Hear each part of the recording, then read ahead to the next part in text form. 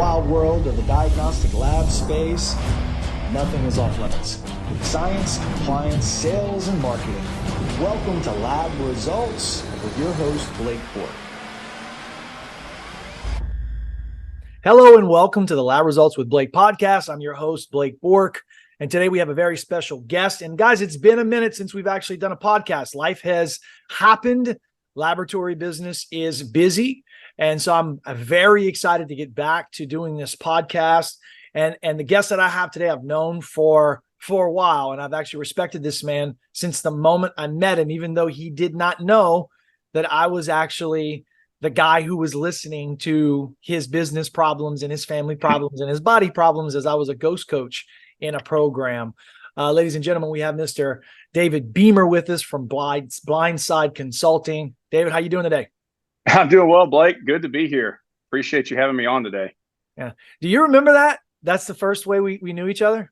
Yeah, I didn't know, again, to what you just alluded. I wasn't aware that you were the ghost coach, but I absolutely remember going through a lot of a lot of that coaching, a lot of that time, and man, just a tremendous amount of growth happened for sure in a very short amount of time. Yeah. So just so the people listening kind of understand that backstory a little bit. So, part of my story is a group called Wake Up Warrior. I found them, they found me. And I worked to become certified inside of that Wake Up Warrior program. And one of the things that we were doing as learning to be a coach and really a leader was we were ghost coaches. The executives over at Wake Up Warrior didn't want us to be name branded and make it about us. So we could not be on video. We could not be on audio. Everything that we did to coach at that time was via text. So we would have to drop text notes on Workplace. And so for me, David, like that expanded me because I was always a vocal guy and I was an energy guy and I was a video guy. And now everything, and I'm when I tell you, I should have a t-shirt that says spell check can't fix my problem. No doubt. But it slowed my process down. It's the way I use language, how I ask questions. It was a real good growth mode for me and your group in particular. I actually asked you guys to join you after the program was over. Yeah. It was, that was such an incredible dynamic, just that time period. And it just listening to just some of the elements that you just spoke about, it's interesting when we introduce constraints into our environment, how it pushes us to think about our approach, our style, the things that we've gotten comfortable on and we kind of lean to. It's like, anybody that knows Blake, right? If you've listened to Blake or been around Blake at all, that again, one of the elements about Blake is the intensity that he brings. And when you change the medium and you apply those constraints, it pushes, right? It pushes Blake to have to come and solve problems through a different lens, a little bit of divergency in that approach. And and we're all met with that for sure. It's an amazing how much that we grow and find out about ourselves and our abilities and our inabilities when those things happen too. But that was such an incredible time. It taught me, I always thought it was a strength and I realized it was a crutch. Absolutely. Absolutely. I would winging it, being able to walk in and be articulate and talk and have clarity in my message, I think, was actually stunting my growth as a speaker, as a leader, as a man, as a father, as a husband. And so taking that strength away, it neutralizes you. My old football coach used to always say, rain is a great neutralizer. Right? Because now you can't cut as fast. You're not as strong as you wanted to be. Now it comes down to fundamentals. That's right. Levels the playing field. That's right. And so like that was my season of rain.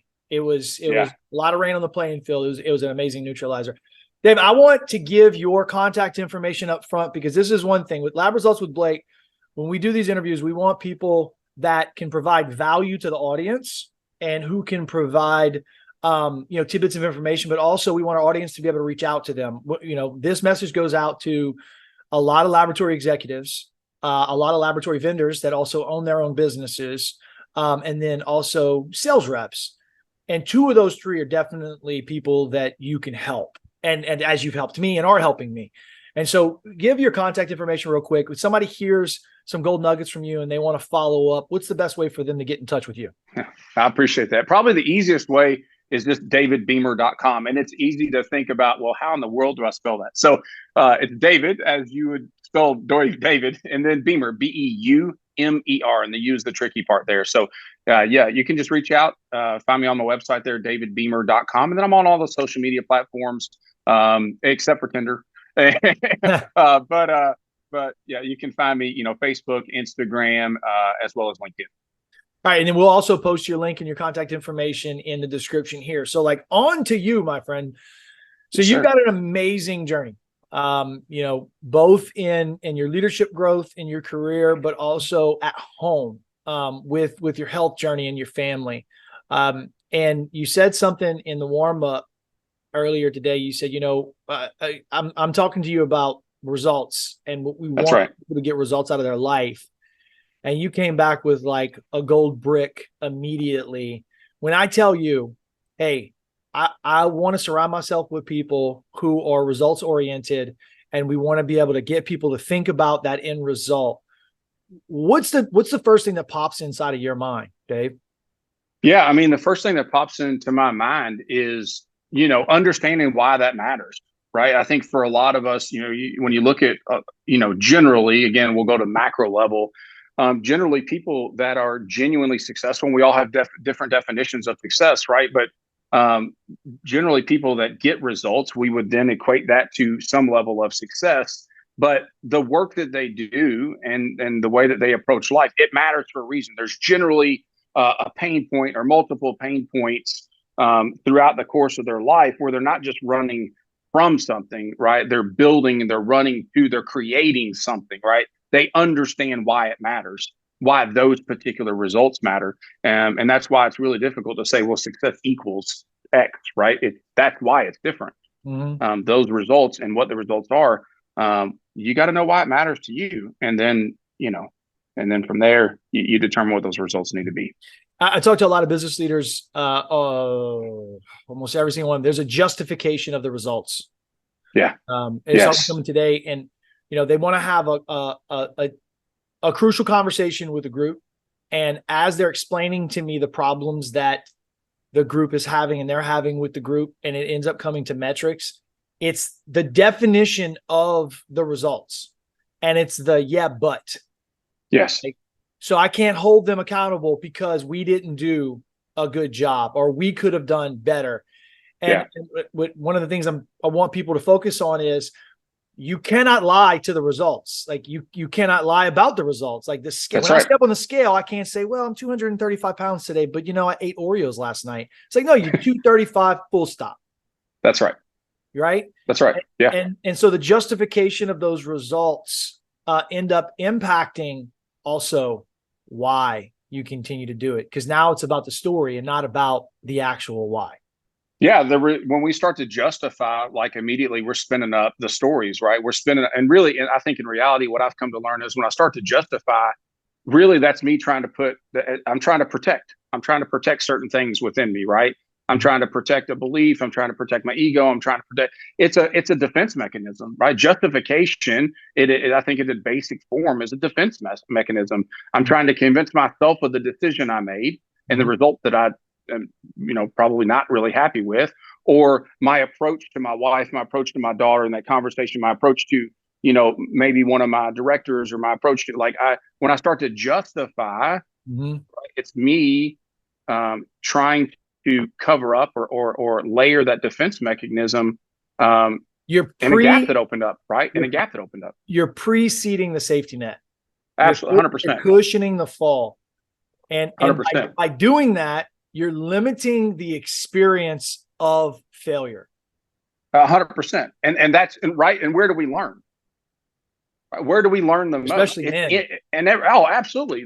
And it's something that, we're told all the time, don't fail, right? Like we try to protect ourselves from that and hedge against that, right? Mitigate against, and it's the lessons that are relevant. And this is everybody hears this. This is a known. This is not an unknown. This shouldn't be a blind spot for anybody, right? This shouldn't blindside anybody. Is that failure is where the biggest lessons are learned, right? But you can create, I think I have a belief that you can create a situation and and teams and organization and culture where failure is acceptable, and you can create a space where it's even somewhat maybe not predictable, but you're able to mitigate the risk in that as well at times, right? And so then you create, a space where failure becomes okay. You fail more frequently, which i.e. you learn faster, right? You're able to apply those lessons quicker, and then the business scales, relationship scale, all of that at a much more rapid pace than if you're just protecting yourself and those around you from failure, right? Yeah. And again, as soon as the story and the justification and the pretending and the posturing and the protecting, as soon as that gets into the fiber of the culture of a company, that's right. You're now stuck in defense mode. You're in a position where you're afraid that you're going to hurt someone's feelings. Yes. Because you're going to be calling them a liar, because you're not talking about the results, you're talking about what they said. And now we're done. I'm telling you, if you're in a spot of leadership position, and I could be wrong here. I definitely want to hear your opinion on this. But whenever I have spent time preparing for a conversation with someone because I was afraid how they were going to take the truth, that was the wrong person for that seat. Because the right person wants to hear the truth and really wants the result to be what we said the result was going to be. And they're mature enough and are connected enough with their feelings where they realize their identity is not attached to the result. Yeah. Yeah. And I think that's such a good point. And there's so many different directions to take that. So I might just double click for a second on, I think as a leader, we also kind of put on, I wish I had a sweatshirt or something, we put on a different layer, a different level, a different layer of responsibility as it relates to that as well. Right. So it's not frequently it's not as binary as we want it to be, because when things are binary, it makes it super easy. Right. But we all know that life actually happens in the gray area. Right. That's where all communication, decisions, things aren't as binary as we wish they were. And so that individual, we have to also consider the additional context. Where did that individual come from? What type of result-based organization did they come from? Did they come from a results-based position? Do they know what results-based decisions, results, and culture looks like? And how do we train them in such a way? And how do we introduce them in such a way to that type of environment where then they can kind of capture the fire? Because a results-based organization and position, there's a ton of autonomy that generally comes with that, right? When you think about your high producers, a lot of entrepreneurs and that kind of thing, there's a ton of autonomy that can come with a results-based business, because you're no longer just trading time for an outcome, right? There's a ton of other opportunity there. But I think that I would also consider that an individual has to understand what that means in order to then be successful operating in an environment like that, right? That could be potentially an unknown for them, right? To put somebody into a role and say, well, this is a results-based game and you're going to be solely judged on these particular outcomes. If they've never been exposed to that, we're setting them up for failure, right? So is that a capacity issue or them not getting it? Yeah. So I think we test, right? And in the lab space, you all know a lot about testing, right? That, but we don't. I think frequently we don't consider our interactions and staff development and culture and our business through that lens as well. We don't give ourselves permission to test. We think about things. We want them to be just like the outcome of the test, right? Not the process of the testing. So the outcome of the test is, you're positive or negative. But then sometimes you got to do a redraw, right? Sometimes you've got an abnormal result and you've got to go back to the drawing board and redraw and figure out what that is. And there's hard costs and soft costs to that, right? Well, the same is true when we're leading a team and we're creating teams and building an organization, is that we've got to test those things. I think this person gets it. How do I test that? What questions can I ask?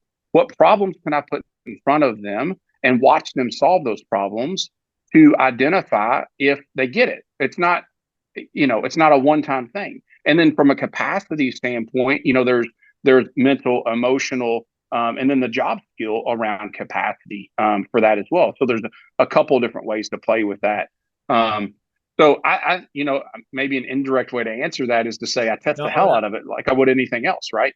I'm gonna just give me a second. Just speak lab Yeah, for a yeah, second to the team, because what you just said actually is something that we gotta sit in it for a second. So imagine as you're a lab executive or a salesperson who's actually listening to this podcast. What David just said is, it's not a one and done thing. It's not like we click the button and then the result appears. And a lot of salespeople, that's what we want in today's world. We want instant gratification. We want to do it one time, them to say yes once, for them to stay yes forever and never fall off. And it's always perfect. As lab executives, think about building your team and your culture like validating for an infectious disease test open array, are validating an NGS test for DNA and RNA, are validating a toxicology test for metabolites and analytes, and the amount of time and the energy and the effort and the runs and the QC data and the reruns and not getting it right, and the Westguard rules, and making sure, and the SOPs, and making sure that you have the right technical people with the right experience based on your state laws to do that validation. Otherwise, Big Brother's coming in and they're shutting your lab down. Imagine if you took that level of certainty, calibration, time, energy, and effort to build your sales culture. Like, we do all of that to make sure that we get the test right because it matters. But right. we spend 2 hours a week sales culture. Maybe. Right. Maybe. I've been asked by lab executives not to have long meetings. And I'm like, these people make all the revenue in your company, and you're going to allow them to complain about training. They have no sales results. They're losing, but they're complaining about training, and you're going to listen to them. You're going to cave in. Yeah. Sales culture. Right. So I don't know. You just rocked my world with using that example as far as the retest, because it's such a big deal in our space, and we want it down. We want it right. So good intuition, David Beumer. Yeah. Yeah, I appreciate that. It's relevant, right? And it's just about that's your all's world. That's the space that matters. That's the things that matter, and that's language that you're familiar with. And it's funny. We approach a lot of things from a place of familiarity. We kind of started the podcast right about a place of familiarity, and because when it's familiar, it's super comfortable, and it's relatable. And when we think about, I think largely, when I've done some research around the labs, and we've got some health stuff with the family, and so we've had a lot of reps. I would say in the thousands, in the high thousands of reps as it relates to different tests and blood draws, and we access ports once a week. It's a normal thing here, right? False positives, false negatives, all of those are. And they're real, right? They're emotional. We deal with the results of that. We ride the roller coaster of that.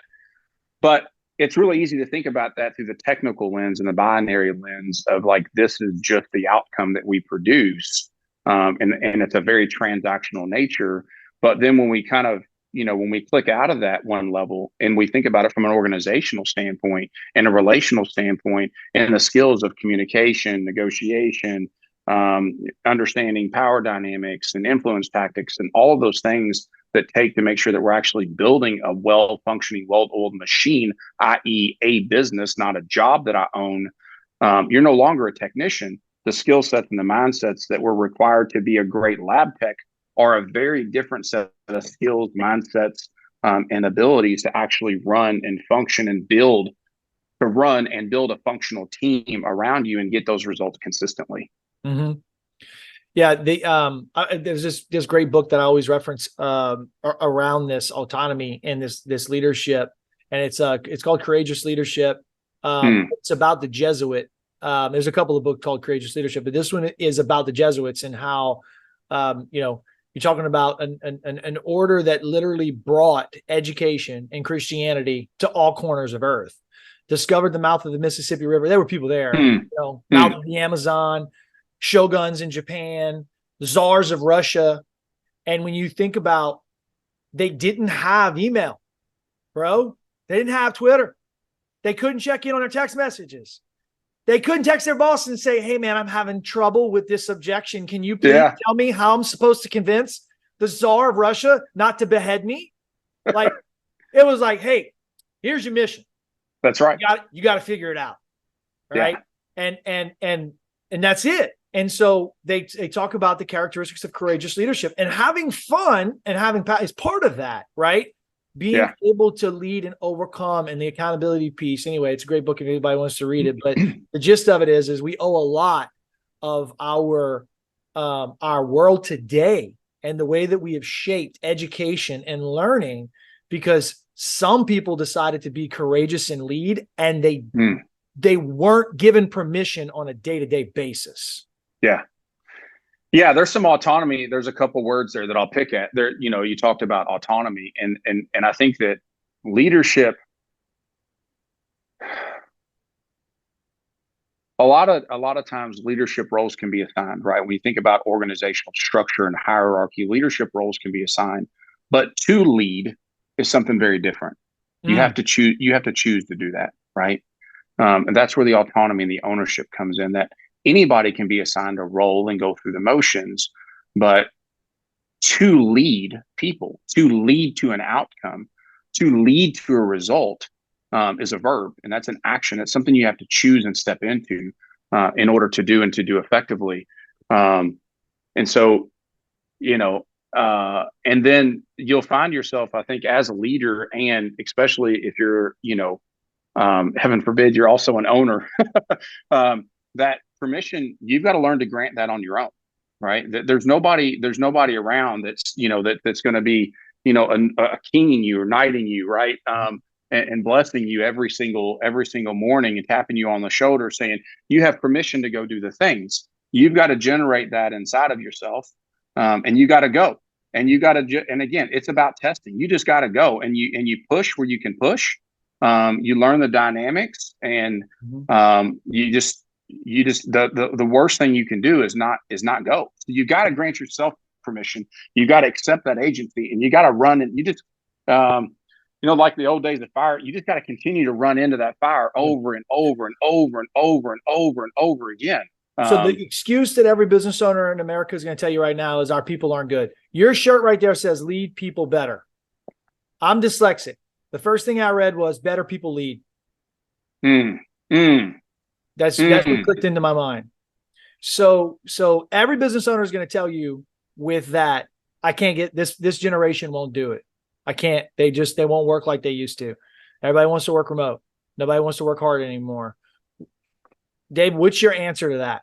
Yeah. So you know, earlier we were talking about defense mechanisms, right? All of those things that you just said, literally, and you even led with it. Everybody is saying this, right? So what are you doing different? That's where my mind goes immediately, right? Every single organization, I think, kind of always takes on a life of its own, right? That culture is going to be super unique to all of the people that are inside of it. They're not mutually exclusive, right? And so you have an obligation, and I'll choose that word intentionally. You have an obligation to think differently about your approach to those things, right? So if you don't want to have the same outcomes that they're having, i.e., I can't find anybody to hire. Well, what the hell have you created that people want to come to, right? How much time have you spent being super intentional about the team you're building, the culture you're building, the environment that you're building, your ability to provide a compensation package that's compelling? Like, what are you doing differently such that people want to work for you? Otherwise, you're just like everybody else, i.e., you're having the same problems as everybody else. What are you doing differently? Are you saying that I need to try to attract candidates? Oh, baby, I think about talent much like I think about sales. They both have funnels, right? They both have funnels, and so I should be able to create an environment. And another thing, I'll just caveat with: I don't necessarily subscribe to the everybody's always happy and everything's always great and it's sunshines and rainbows and we've got flying freaking unicorns coming out of the break room. Like, I don't subscribe to that model of leadership because and organizational culture because, right, like, let's be real. It's not we're dealing with people. And anytime you put two people together, there's going to be conflict and disagreement and all of those things. So, but you've got to build a culture that is compelling, no different than building a product or delivering a service that's compelling, right? You want your team saying, man, as soon as I have an opportunity, I want to get you here, right? You got to be the voice in the market. Your sales force and how they function and operate out in the marketplace should feel differently. We've talked a little bit about our faith, right? And the reality of that is that we feel different when people are around us than the norm. Our company, the representatives in our company, should have that same energy about them. When our sales folks are in and they're meeting with, doctors, whatever it might be, those conversations, our people should feel different. And the doctors should inquire, why are you guys different? You don't sound like XYZ Lab, because we're not XYZ Lab, right? And here's why. And here's what matters to us. Like, patient care is primary. It is what everything is built on, and it's the fundamental thing, right? And here's why that's important to us. And here's the story, and here's my daughter, and here's my aunt, and here's so-and-so that went through this, and here's why it matters. And that's in the fabric of the organization, and that changes the way it feels to work here, because it matters. We're focused on what matters. It's not about the paycheck at the end of the week. That's a result that we get when we do the work that matters better than anybody else. That is the single most. You have zero lab experience outside of being a frequent patient and a father of frequent patients, right? Yeah. So like when you're saying that with passion, it's because you know that the patient matters. And you also know they tend to be at the bottom of the totem pole of decisions that are made. Absolutely. For most hospitals, the board shouldn't even have our name on it. The board should just say patient 12794, because that's how you're treated. Right? You can have all the pretty things on the wall, and you can have the mission statement and the vision statement, and that's it's decoration. But so, full transparency, we don't get any endorsement for anybody, but I'll share with you, right? So, I live here in Louisville, Kentucky, and I just had a conversation today about somebody else who's got some healthcare stuff going on. And the healthcare system here it's broken, right? It is driven by ego, and it's representative of that in their patient care. And that's great, because that's everywhere. But we've been to UNC Charlotte, we've been to Duke, we've been to two campuses at Mayo, we've been to CHOP, and we spend a lot of time at Cincinnati Children's Hospital. I can tell you, you walk in the building and it feels different there. You can feel it. And the crazy thing is that patient first and patient care is so primary for them. It's such a singular focus for them that when I pull a surgeon aside in our conference room and I say, hey, Dr. Brown, tell me about the hiring process here. The culture here is so different. How do they make sure you're a good fit? The crazy thing, Blake, is that it's so ingrained in the culture there that it's an unknown for the doctor. Like, they just don't know how special they are.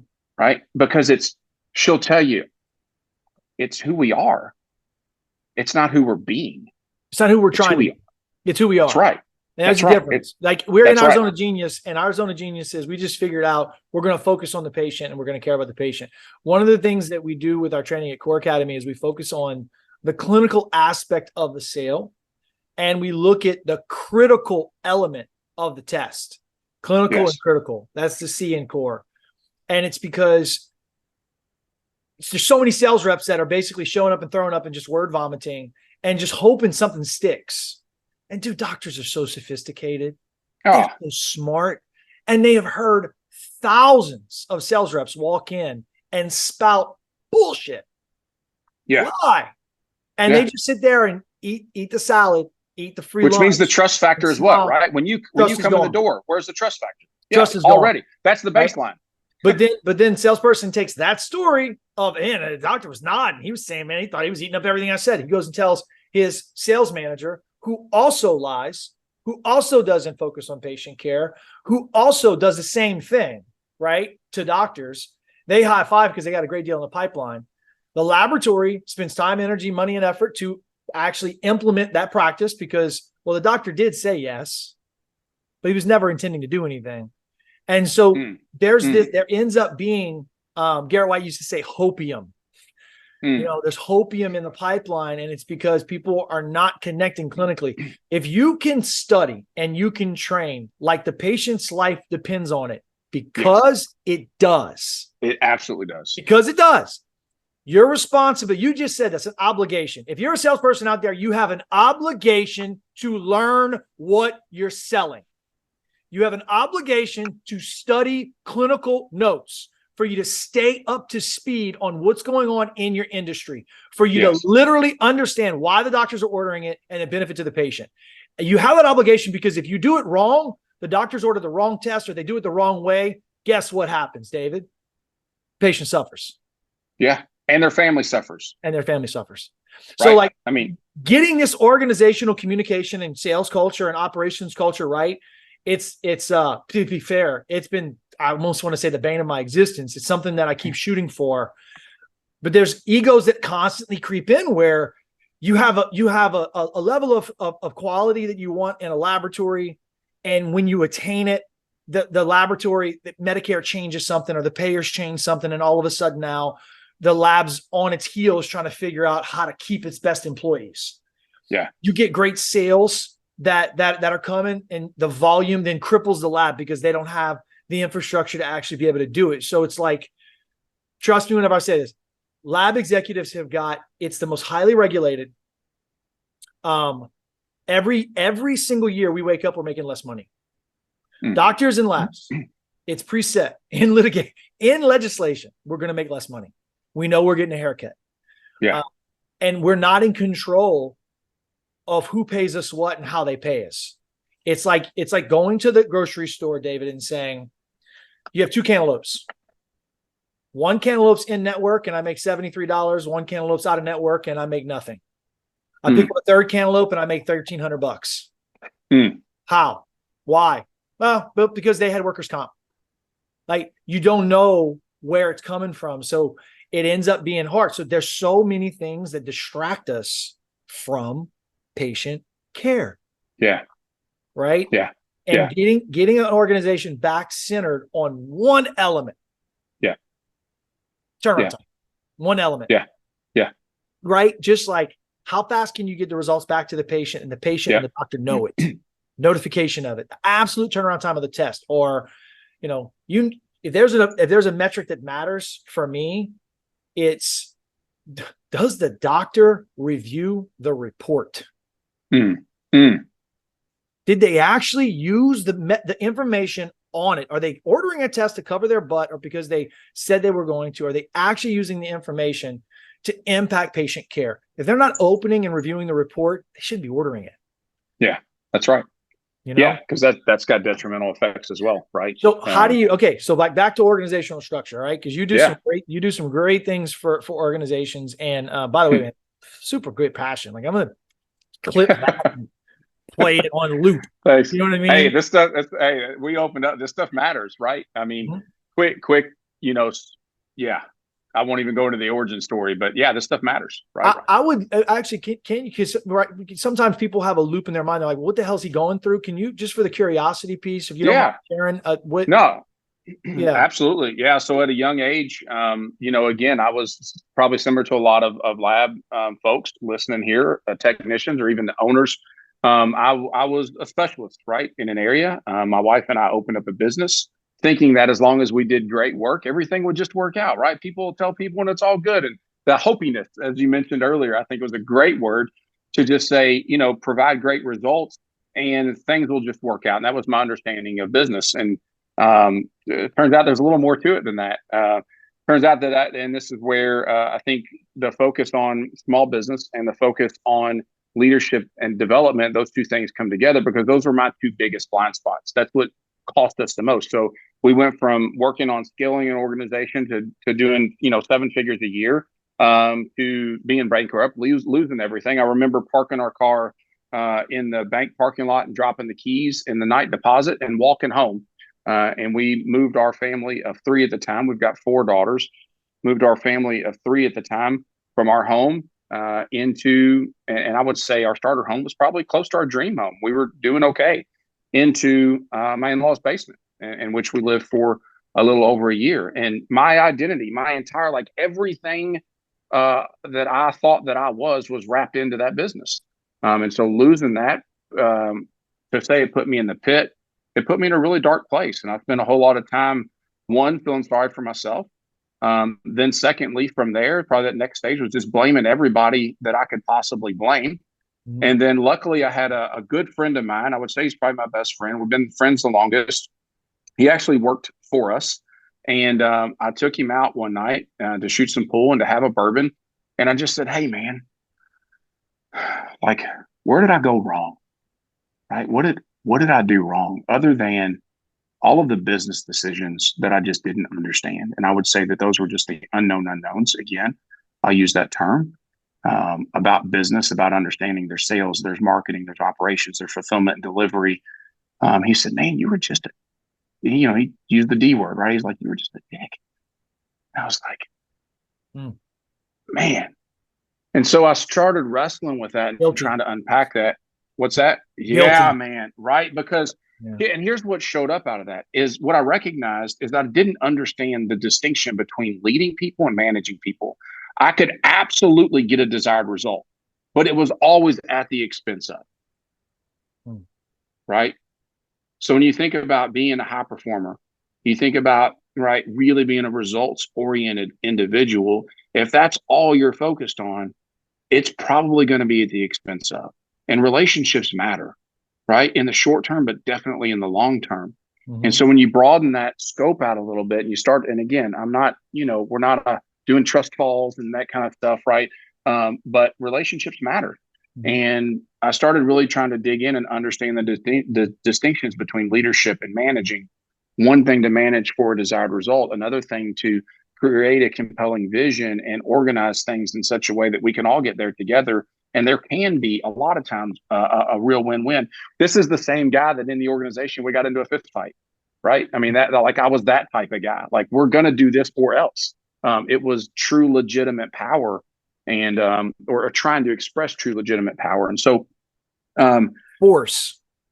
Yeah, force. That was force, right? Force, because power can attract. Force is literally I'm not, it's not strategic seduction as much as it's abduction. You're gonna do it or else. That's right. That's right. Yeah. Which that's one of the from a power basis, I've got a mentor, Brett Bartholomew, who owns Art of Coaching, and he talks about power dynamics a lot.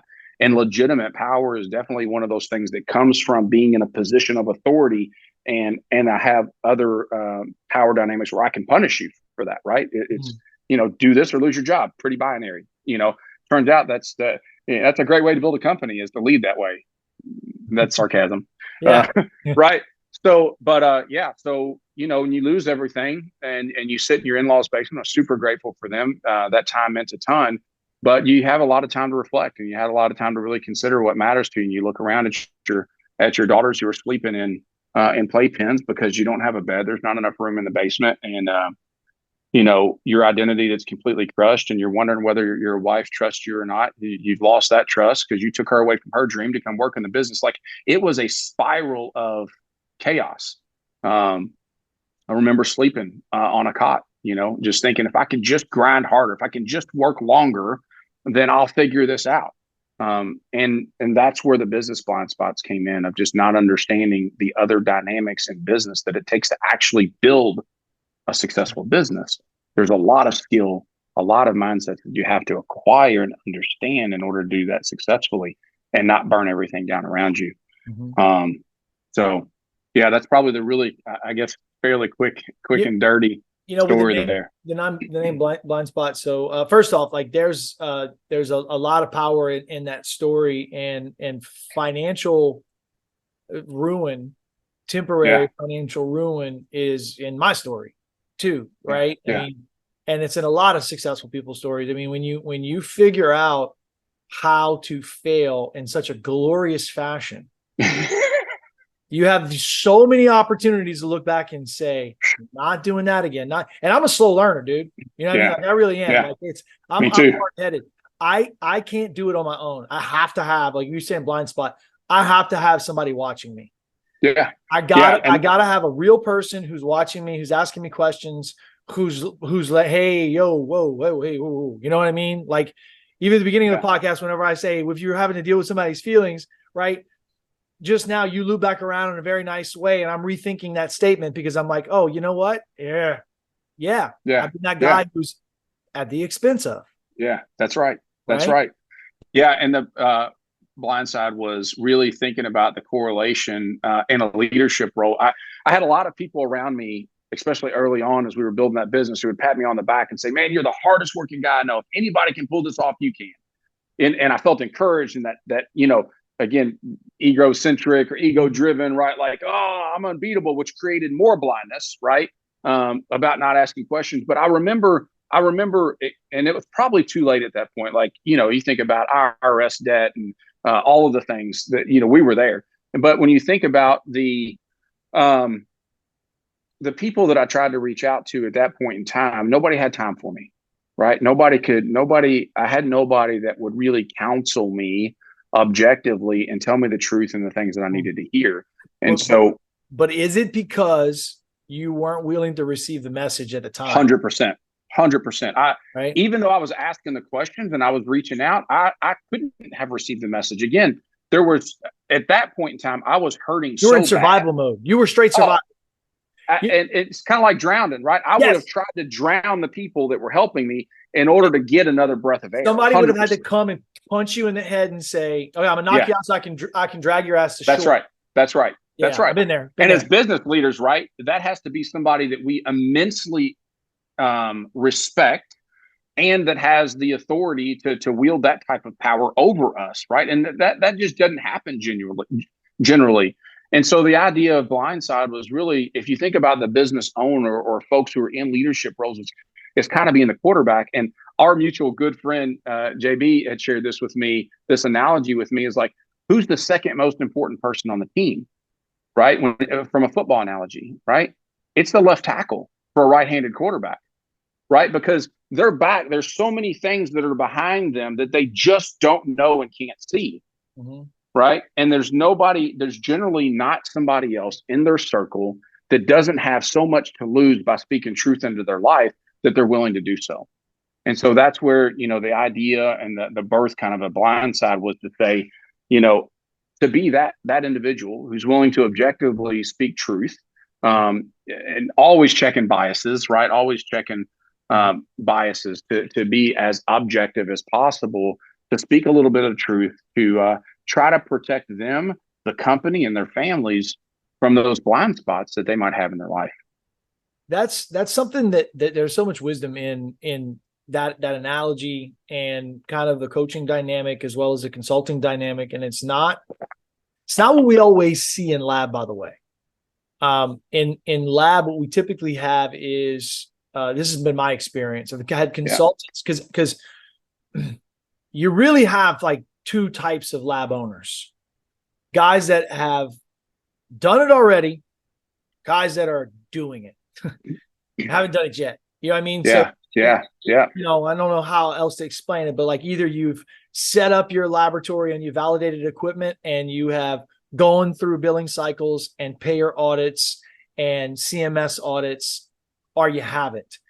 And the journey of how you get through those things, like that's the dog years. Yeah. Like unless you go through some fire, you're never going to respect, unless you've been burned, you're never going to respect the fire. That's right. You may fear it because people have told you about it, but you're never going to know, like, no, don't touch that, Yeah. And so we have this line in the sand right now. We have a sedimentary mark of ash that is in our history that's called COVID. March 2020. Yeah. So we have people who have got in this industry after March 2020, and then everybody who was there before. Those guys who are there after, they haven't really gone through the audits yet because the government's behind. But they're coming. It's coming. Oh, yeah. They had a lot of tailwind. Everybody, they think that they were sales reps, these sales reps that sold only COVID, and they're trying to hang around because there was a lot of tailwind. Yeah. Right? There was a lot of tailwind. You were selling water in the desert. It's like being a realtor 2 years ago, right? I mean, every listing was going to sell and for over offer. Like, there's no skill required during that time period. No. So, but now we're coming into leaner times, and now there's so much blood in the water. It's never been blue ocean. It's never been blue ocean, because pharmaceutical sales reps, device reps, software reps, and then you throw in diagnostic laboratory reps. Like, doctors are constantly having to, like, they got to be Floyd Mayweather, like they don't want to get hit with anything. So they constantly got to be on the move. But now salespeople got to be really disciplined, and they got to know their craft. And if they don't, nothing's going to stick. Labs are struggling right now because salespeople aren't trained. And this is my own experience, man. I've hired people who and been in really like in authoritative positions in laboratories where the sales culture did not accept that. And I felt powerless. I felt powerless. I felt neutered, where I'm like, I can't even do what I've been brought here to do. Yeah. Because you guys have a closed mind to what this is supposed to do, because you're not focused on the patient care. You can't take the leap with me to say that salespeople have got to be great at what they do, because if they're not, the patients are going to suffer. The lab's got to be great at what it does, because if they don't, the patient's going to suffer. And you end up basically feeling demotivated. You feel victim. Yeah. So the worst thing that happens then in a culture like that is now, well, I deserve to take off. Yeah. I deserve. It starts coming into the conversation after you make yourself a victim, because somebody else has control and power over you. Yeah. And that's a slippery slope, right? Now you're the bad guy, right? They deserve to take longer lunches. They deserve to fill up their wife's gas tank. They deserve, right, to lie in a pipeline meeting. They deserve to make up stories why they're not showing up for the pipeline meeting. Yeah. And it's because of that lack of leadership. So it's so important what you're saying, that leaders understand that not at the expense of, because these people are your results. How about that? Yes. Yeah. 100%. 100%. There's the old adage about, investing in your people and your processes and stuff. There was the question of, man, that's so expensive. Why would you do it? And the flip side of that is, can you imagine how expensive it will be if we don't? Oh yeah. Right. Yeah. And again, that puts into mindset, generally that will show you how somebody thinks, right? And I think just naturally as humans, we're a little more risk averse. But you can't play that game, right? It's a short-term, long-term mindset or game that you want to play, and you just got to decide. So, kind of what I heard you say also just a second ago was, the labs have got to decide if they want to play the long-term game and be here, face reality, recognize if they want to be here 10 years from now, 8 years from now, then they've got to shore some shit up, and they've got to play the long game. They've got to invest in training. They've got to invest in and continue education. They got to invest all those things so that they can shore up their gaps, because as the margins continue to shrink, those people that haven't are going to wash out. And that's just going to be the truth. We see that in business, regardless of the business you're in. Right. So, in every business, there's this moment where you put your head in the sand. Yeah. Right. You just bury yourself. Yep. And we get stuck in the knowing mode. We talked a little bit about it before, where we talked about comfort. And and people making these excuses. I was reading yesterday, John chapter 3 was talking about Nicodemus and the Pharisees and this interaction between him and Jesus. And one of the things that came to me was, ignorance besets disbelief. As long as I'm ignorant on a topic or a subject, or I don't really get into the details, I just stay at the surface. That's right. I can continue to not believe. That's right. What I'm seeing with my own eyes. Yeah. But if you commit as a leader, as an owner, as an executive, as a CEO of your business, to get into the weeds with your financial metrics, which your actual, the way you measure your business, you're not ignorant anymore. That's you can't be a participant inside of your own meetings and not know what's going on. If I ask you how much money you made last month and you say, and you're the CEO of a company, I would fire you. Yeah. Yeah. I'm straight up. There's there's definitely there's definitely a lack of systems and processes in the organization if an individual doesn't know those numbers. And I mean, how do you make decisions without, when you look at decision science, right? The basis of decision making is you've got to have relevant information, right? So if you're in charge of steering a ship and you don't know the winds and the wind No speed and compass. you don't know the water, and you don't have a compass, like How much you're fuel you got, literally, Dave? Dave, you got fuel? yeah, Don't know. yeah, don't know. Right. And those are all those visuals that should be present in the dashboard or whatnot so that you know where you're going, the direction you're headed, how much time you have to get there, i.e. fuel, whatever it might look like in order to get there. Otherwise, you're just drifting and you're going to become the results of whatever the industry, the culture, the environment, the politics. You'll just become a result of all of those things versus grabbing the damn steering wheel, demanding that you have guides and metrics and things to actually make decisions off of, and you start driving forward. And you know what? Here's the thing. It's not going to be perfect. It probably won't be right the first time or the third time or the fifth time. But the only way you can lose is to not push for those things and not to continue to test and iterate and test and iterate and test and iterate. Business is a beautiful thing. It's a living, breathing organism. It's a beautiful thing. And you have the ability to create beautiful outcomes, not just for patients, but also for the families that you support. Right. When you look at your people, I never, ever want to create a situation where my decision led to me handing somebody a paycheck on December 12th and saying, hey, we're going to have to lock the doors next week. This is it. Right. That's why it matters. And so, get out of your comfort zone, stop coasting, demand that you have the information that you need in order to make the decisions you need to make, arm and equip your people so that you can hold them accountable around those metrics. And together you all can get the outcomes that you're looking for.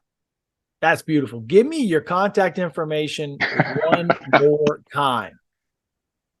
So probably the easiest way. Thanks, Mike. Probably the easiest way. Again, David Beumer, Beumer is how you spell the last name, davidbeumer.com. And I always love to talk business, talk leadership. It comes through me. It's not of me. That's for sure. Well, I tell you right now, because I respect you. I admire the father that you are, the husband that you are. I've learned from you since 2018 when maybe 17 when we were introduced. Did some shadow training with each other for that Ironman. You were there at that Ironman. You were there at that finish line. And I'm excited for what God has in store for you and what's in store for your business and the impact that you're going to have on your clients, because you are one of the good ones, man. There's no doubt about it, brother. I appreciate everything about you. I appreciate that, Blake. And hey, the feeling's mutual, man. I've respected you from day one. For the folks that get on this podcast and listen to Blake, just know that if you've never been in person with this man, the energy that he brings to the room, he can absolutely shift the energy. I've witnessed him shift the energy of over 500 men, and I would even say alpha type men in a room with the energy that he brings. He can absolutely get results. And do so with a heart of gold and with true, genuine intention for you just to be a better person and get better results in your life. So I'm grateful for you, Blake. I appreciate the platform. You got it. All right, brother. Everybody else, we'll see you on the next episode. We'll continue to do this format where we bring speakers to come in and leaders to come in to be able to help educate and train as we go through the podcast. And then we're also going to do some education series where it's just me talking about sales techniques, clinical application of what we're learning, leadership techniques too. So we'll mix it up for you. Thank you guys so much. We'll catch you on the next one. You've been listening